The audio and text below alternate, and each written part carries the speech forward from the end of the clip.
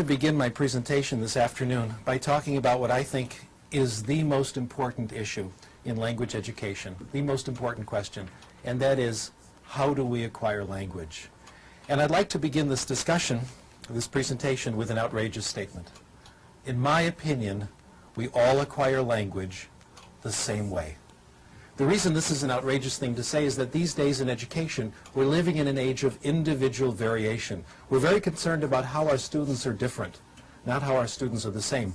Those who've been around in the field for a while remember, about 15, 20 years ago, people were very concerned about something called field-dependent learners and field-independent learners. You give people a certain test and one group gets this treatment, one group gets the other. Then about 15 years ago it was left side of the brain, right side of the brain. Some people are left hemisphere thinkers, some people are right hemisphere. Then about 10 years ago, cognitive style. The cognitive style of the home culture differs from the cognitive style of the school culture. We have a clash, etc. Well, each of the examples I gave you is probably correct. There is individual variation, and there is quite a bit of it. Nevertheless, there are some things we all do the same. Let me give you some examples. Digestion. We all digest food the same, no significant individual variation. First you put it in your mouth, then you chew it up, then it goes down your throat, then into your stomach. That's how it's done everywhere. That's how it's done in North America, South America, Europe, Asia, Africa. That's how it's done everywhere in the world. The visual system's the same everywhere. It's always the occipital lobe in the back of the brain. It's never in the side of the brain. It's never in the front of the brain. It's never in the elbow. It's done exactly the same everywhere you go. By the way, I used to use sex as an example of things everyone does the same, but some counterexamples have been pointed out to me recently. Actually, I saw this movie, if you really want to know the truth. Anyway, we all acquire language the same, and rather than just talk about it, I'd like to show you. I'd like to take just a couple of minutes and give you some sample language lessons. I'll use a language that I'm sure you've heard before, and maybe some of you speak, and you can tell me which of these two very brief lessons you like better. Here's lesson number 1. Wir werden jetzt anfangen, Deutsch zu lernen. Und ich möchte im Voraus sagen, dass nach meiner Meinung Deutsch ist eine sehr schöne Sprache. Und ich hoffe, dass Sie alle sehr viel Erfolg mit Deutsch haben werden. What do you think? Good lesson so far? Do you think if I kept talking to you like that, you'd pick up German? Not very likely. How about if I repeated it? Would that help? Probably not. How about if I said it louder? Would that help? Probably not. How about if I said it and you repeated it back? Again, I don't think that would help. How about if I wrote it out for you and you could see it on your television screen? That wouldn't help either. How about if I wrote it out for you and you copied it down? How about if I wrote it out for you and deleted every 5th word and you tried to guess what the word is? The truth is that none of these things help. None of these things mean anything, and I hope you can see that now. Here's lesson number 2. And for this, you have to watch me carefully. Das ist meine Hand. Verstehen Sie das? Hand? Everyone say, ja, I can hear you, even though it's a TV audience. Good. Kopf. Das ist mein Kopf. Verstehen Sie Kopf? Ja? Gut. Kopf. And here I'll draw a picture now. Kopf. Ist gut, ja? Schön. Kopf. Das ist Mr. Spock, ja? Mr. Spock hat 2 Ohren. Ohren. Verstehen Sie Ohren? Er hat 2 Ohren. Okay, Mr. Spock. Ja? Ach, nein. Entschuldigung. Okay. Augen. Verstehen Sie Augen? Augen. Wie viele Augen? 1, 2, 3 Augen. 3 Augen. Ist das richtig? 3 Augen? Nein. Wir haben nur 2 Augen. Mund. Verstehen Sie Mund? Und hier ist eine Zigarette, ja? Nein. Zigaretten sind nicht gut. If you understood lesson number 2, not every word, but more or less, I did everything necessary to teach you German. And now I'm going to share with you the most important thing I have learned about language. Probably the best kept secret in the profession. We acquire language in one way and only one way, when we understand messages. We call this comprehensible input. We acquire language when we understand what people tell us, not how they say it, but what they say, or when we understand what we read. Comprehensible input, in my opinion, has been the last resort of the language teaching profession. We've tried everything else. We've tried grammar teaching, drills and exercises, computers, etc. But the only thing that seems to count is getting messages you understand, comprehensible input. Now, one of the reasons lesson number 2 was better than lesson number 1 is we had Mr. Spock to help us out. So anything that helps make input comprehensible, pictures, knowledge of the world, realia, etc., helps language acquisition. If comprehensible input is true, what we call the input hypothesis is true, other things follow from it. And a very important corollary of the input hypothesis is this, and this may come as a bit of a surprise to some of you. Certainly came as a surprise to me. Talking is not practicing. Talking is not practicing. What does this mean? It means if you want to improve your Spanish, it will not help you to speak Spanish out loud in the car as you drive to work in the morning. It will not help you to go to the bathroom, close the door, and speak Spanish to the mirror. I used to think those things help. Now I think they don't. On the other hand, if we were a German class and we could hang together for a couple of weeks, say an hour a day of German, and I could keep the input light and lively, as in the second example, you'd start to acquire German. It would come on its own. And eventually, you'd start to talk. Your speaking ability would emerge gradually. Now, we have a lot of evidence that this is true, and the evidence is in the professional literature, in books, in journal papers, etc. And if you're an insomniac, you're welcome to look at all that. But rather than go through that, I'd like instead to tell you a story that illustrates the same point. I've used this story for a long time, so those of you who've heard it before, I've been using this for about 15 years, and the reason stay with it is that it makes the point very well, and I've discovered it's just about a universal experience. What has happened to me has certainly happened to you. And bear in mind, if you've heard it before and you're tired of hearing it, think how I feel. My experience took place in 1974 when I was briefly living in exile from California, working at the City University of New York at Queens College as Director of English as a Second Language. And like everyone else in New York, we lived in a big apartment building. And the apartment next door to us was owned by a Japanese company. And every year, there'd be a new family in the apartment. And every year, there were the children who couldn't speak English. And there I was, Director of English as a Second Language. I will teach English to these children and brag about it to my friends. So I remember going up to the little girl next door. She was 4 years old. Her name was Itomi.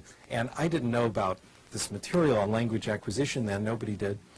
And I thought then the way you get people to acquire language is you get them to practice talking. So I tried to get her to talk. I'd say, Itomi, talk to me. Say good morning. Say hi. No response. Well, clearly I decided I've got to make this more concrete. Itomi, say ball. No response. Well, obviously I've got to break it down into its component parts. Let's work on initial consonants. Say ba.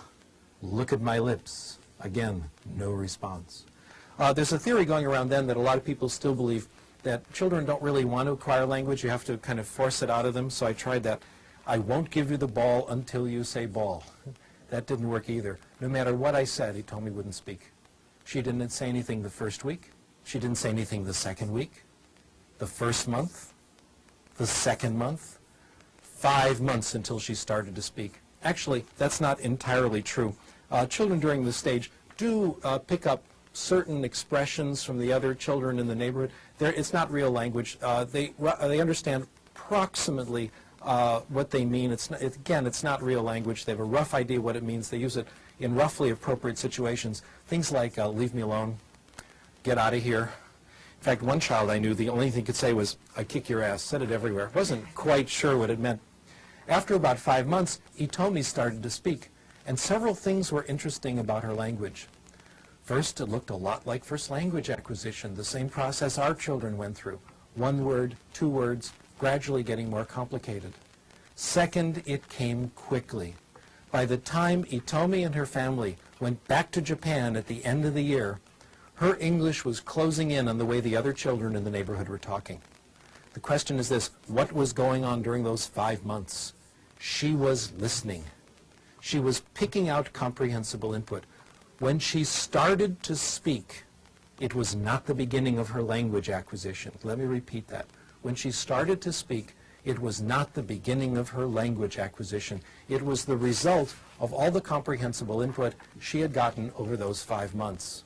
Now, a silent period for a child in a situation like this is not pathological. It's normal.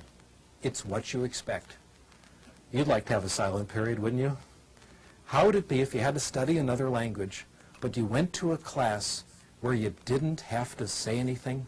Doesn't that sound wonderful? You can talk all you want. You can raise your hand. You can volunteer. But no one's going to call on you. No one's going to put you on the spot.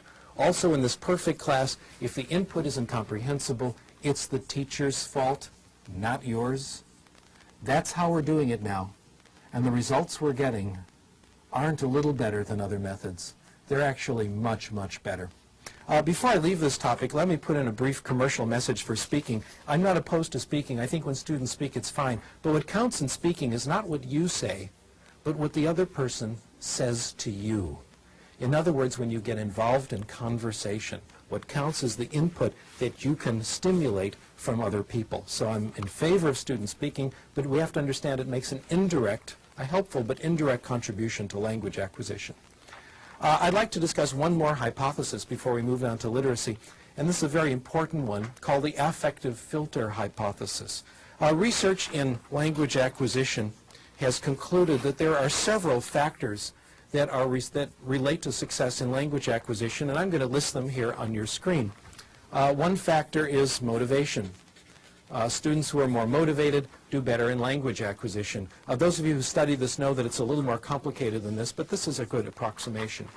Second, self-esteem. Probably the dominant concept today in popular psychology. Students with more self-esteem, more self-confidence do better in language acquisition. Third, anxiety. And here the correlations are negative. The lower the anxiety, the better the language acquisition. In fact, my hypothesis is for language acquisition to really succeed, anxiety should be 0. This has happened to you. Have you ever been in a situation, speaking a language that you may not speak very well, when the conversation gets so interesting, you temporarily forget that you're using another language? If this is happening to you, that's when you're acquiring. When your focus is completely on the message, what the other person is saying, and your anxiety is temporarily gone. By the way, as an important footnote to this, I guess today we say sidebar, as a sidebar to all this, I'm not sure that 0 anxiety is right for everything. I'm sure it's good for a lot of things, but I'm not quite sure how far to push this. Speaking to you as a college teacher, speaking to you as a parent, I'm not all that free and easy. I think there are certain things in school children absolutely must learn. I think my students at the University of Southern California should suffer. We have hard classes, tough requirements. You don't do the work, you're out. I finally learned what they tried to teach us in educational psychology. The amount of drive or anxiety necessary to accomplish a task depends on the task. Sometimes we call facilitative anxiety is okay. I don't believe in torture, but sometimes a little anxiety is okay. Language acquisition, though, is different. For language acquisition to succeed, anxiety has to be directed somewhere else, not at the language. Frank Smith puts it this way: for the child to develop literacy, the child has to assume that she's going to be successful. The way we integrate this into the theory is like this.